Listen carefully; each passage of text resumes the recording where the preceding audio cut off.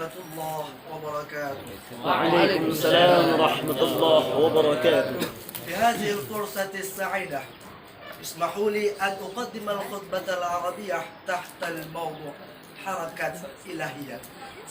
أيها الإخوان في الله، لجنة التحكيم المكرمة، في جوهرها الحياة التي نعيشها هي تطبيق لعلم السيناريوهات الجميلة التي أنشأها الله قبل وجود الزمان والمكان، بمعنى أن رحلة الحياة المخلوق كانت محددة سلفا قبل وجود هذا المخلوق، بحيث أيا كان ما يحدث فإن كل ما نمر به هو أمر الله. عندما نعلم أن رحلة الحياة هذه قد حددها الله، فماذا نفعل؟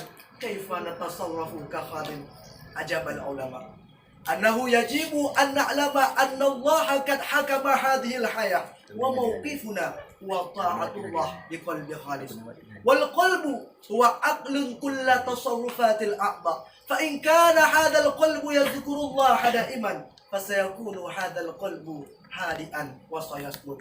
أيها الإخوان في الله، لجنة التحكيم المكرمة، كل إنسان أوكله الله تعالى بحياته يريد أن يعيش بالسعادة وأن يعيش بالحب، وأحيانا يكون البشر كسالى في السير في الطريق السعادة.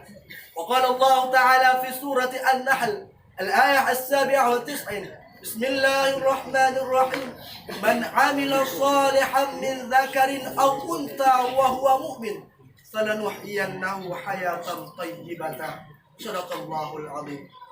حقيقة السعادة لا تؤمن في الثروة والعرش وملايين المال، ولكن حقيقة السعادة تؤمن في القلب الورع، القلب الذي يقبل كل عطايا الله تعالى، كما قال النبي صلى الله عليه وسلم في الحديث: ليس الغنى عن كثرة العرق ولكن الغنى غنى النفس. أيها الإخوان في الله، حتى يكون هناك إحساس بالتقوى والمحبة لله، أولا نعلم من هو الله. أنت تعلم يا أخي أن المادة التي أعز علينا عبادنا هي الله تعالى. لقد أسر الله للنبي موسى ذات مرة أن حب الله العظيم لنا نحن العبيد. قال الله تعالى: يا ابن آدم جعلت لك قرارا في بطن أمك وعلمتك القيام والقعود في بطن أمك، فهل يقدر على ذلك أحد غيري؟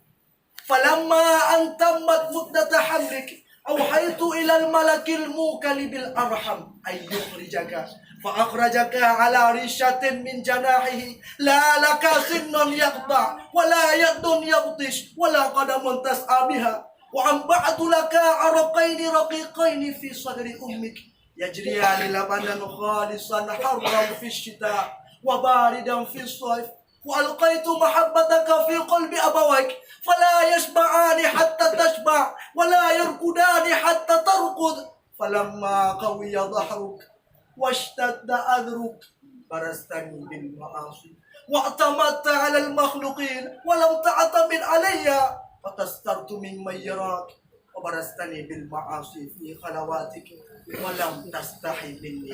يا عبادي ومع هذا يا عبادي ومع هذا إن دعوتني أجبتك، وإن سألتني أعطيتك، وإن تبت إلي قبلتك. أيها الإخوان في الله، ومثل ذلك القدر محبة لله تعالى إلينا عباده، ولكن نرد فضل الله بالمعاصي. أيها الإخوان في الله، لجنة التحكيم المكرمة، النتيجة من خطبتي حقيقة السعادة فيما بعد يوم القيامة يؤمن في القلب الورع. إذا صلح القلب صلح الجسد كله. شكرا كثيرا على حسن اهتمامكم، والسلام عليكم ورحمة الله وبركاته. وعليكم